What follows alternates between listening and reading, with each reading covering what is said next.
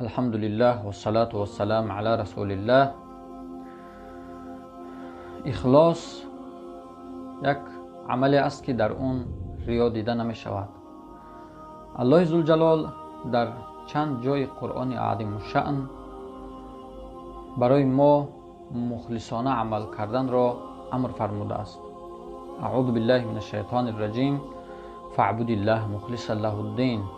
پس عبادت کن الله را از روی اخلاص، عملهای خوب را انجام ده خالص از برای رضای الله. رسول اکرم صلی الله علیه و سلم در حدیث فرمودند: سبعة یظلهم الله فی ظله یوم لا ظل الا ظله.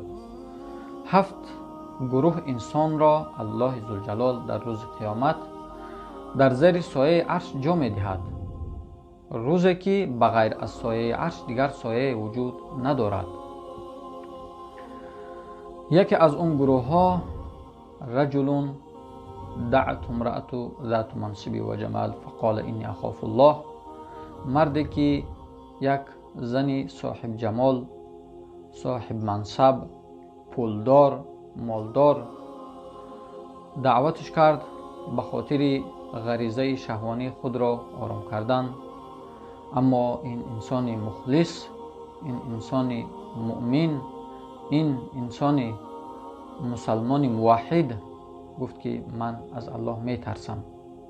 این عملی بد، عملی شنیع قبیح به خاطر رضای الله، خالص به خاطر رضای الله ترک کرد. الله روز قیامت در زیر سایه عرش جاش می دهد. و اون رجلان تحابا فی الله اجتماع علیه و تفرقا علیه، 2 مردی که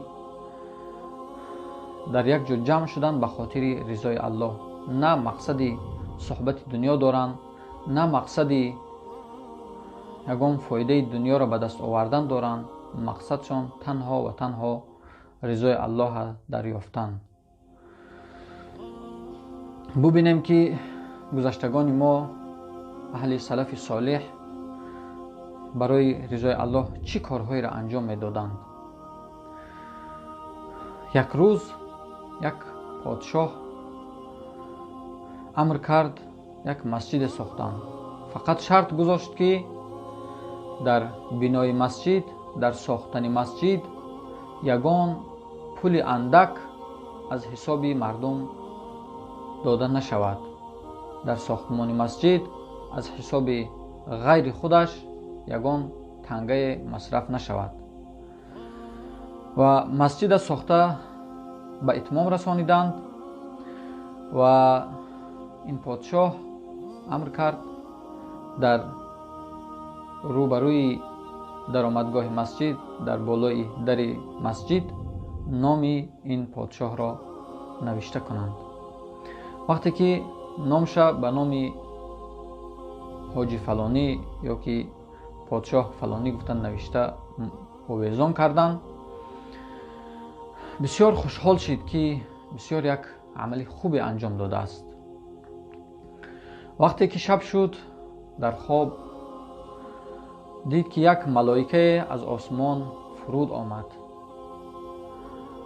و ملائکه در پیش مسجد ایستاده همون لوح، همون تخته که نام این پادشاه نوشته شدگی بود گرفت و نام این را پاک کرد و نام یک زن را نوشته کرد: فلانه ابن فلانه، یعنی فلان زن بنت فلان. و وقتی که از خواب بیدار شد بسیار ناراحت شد. باز فکر کرد، گفت که شاید خوابهای پریشانی هست، یگان اساس ندارد. باز شب دیگر خواب رفت و در خواب همین واقعه تکرار شد و از خواب خست و شب سیوم هم همین خواب را تکرارا دید و خست و از پی جستجوی همین زن شد. امر کرد به تمام لشکرها، به تمام مردم شهر، گفت که همین زن کی است؟ فلانه بنت فلانه، یعنی این زن را حتما پیدا کرده بیارید. وقتی که زن را رفته تمام جا را جستجو کرده پیدا کرده آوردند. یک کمپیری بسیار فقیر و بینوایی بود. گفت که ای زن، تو چی کاری انجام دادی که الله این مسجد را در خواب من 3 شب پی هم خواب دیدم که نام من را پاک کردند و نام تو را نوشتند. هر باره که من از خواب میخستم امر میکردم که رفته اون لوح را ببینند. وقتی که رفته میدیدند نام من است. و تو چی کار انجام دادی که در خواب من در لوح نام تو نوشته شد؟ این زن گفت که قسم به الله من در ساختمان مسجد یگان تنگه صرف نکردم. الان که شرط پادشاه همین بود که یگان پولی اندکی هم باشد در بنای مسجد، در ساختمان مسجد از حساب غیر خودش مصرف نشود. این زن باز هم قسم خورد که ای پادشاه، باورم کن که من یگان پول ندارم که زندگی خودم را پیش برم. من چطور به این مسجد کمک کرده میتوانم؟ گفت تو خوب فکر کن که چی عملی خوب انجام دادی که این مسجد را به نام تو نوشته کردن. این زن فکر کرد.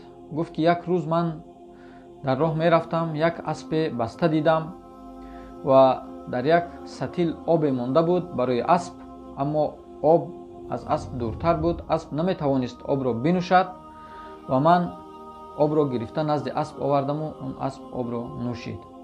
شاید به همین عملم الله این کار خیر را به نام من نوشته کرده است، بنای مسجد را.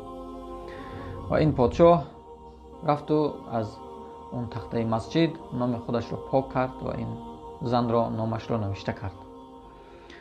ببینید که عمل صالح، عملهایی که خالص به خاطر رضای الله انجام می شود، چقدر در نزد الله قدر و منزلت دارد. وقتی که ما هر عملی که انجام میتیم، اگر هر دعوتی که میکنیم، هر عبادتی که میکنیم، هر عملهای صالح، خیر و سخاوت و خیر و صدقات و احسانی که انجام میدیم، زود شیطان در قلب ما آمده وسوسه میکند که ببین که بعدی که تو این عمل صالح را انجام دادی، این عمل خوب را انجام دادی، این نوار را گرفتی، این دعوت را کردی، یا که این کار خوبی دیگر را انجام دادی، مردم تو را چقدر مدح و تعریف میکنند. شیطان وقتی که الله ذوالجلال او را از جنت، از درگاه خودش راند، گفت و ان علیک لعنتی الی یوم الدین، و بیشک شبهه ای شیطان لعنت من بر تو باد تا روز قیامت، یعنی تو تا روز قیامت از رحمت من بی نصیب هستی. و شیطانی مردود و ملعون هم گفت قال فبعزتک لاغوینهم اجمعین الا عبادک منهم المخلصین. گفت پس قسم به عزت تو ای الله، من بندگانی تو را همش را از راه تو بیرون میکنم، وسوسهشان میکنم، گمراهشان میسازم، مگر اون بنده هایی که به خاطر رضای تو عمل انجام میدهند، اونها را ما از راه تو بیرون کردن نمیتوانم. زیاد از قصه هایی که سلف صالح انجام دادند، اما ما فقط قصه میکنیم از زمان خودمان که در این زمان و عصر ما انسان های پیدا میشوند، حتی ما به چشم خودمان دیدیم، ماشین قیمت بهای خود را که زیاده از 10,000 و 15,000 دلار میستد، پنهانی، یعنی که نام خودش آشکار نکرده، در راه الله داد که این را فروخته پول این را به کمبغلان و محتاجان صرف کنند. و انسان های یافت میشوند که مسجد میسازند، حتی مردم خبر نمیشوند که این مسجد به پول کی ساخته شده است. انسان های هستند که شب و روز عبادت انجام میدهند، اما در نظر مردم مثل یک انسان فقیر عادی هستند، اما به خاطر رضای الله عمل انجام میدهند، فقط اون را الله میداند و خلاص. هرچی ما کوشش بکنیم عمل به خاطر رضای الله انجام بدیم تا که الله متعال از ما راضی و خوشنود باشد. و آخر دعوانا ان الحمد لله رب العالمین. السلام علیکم و رحمت الله و برکاته.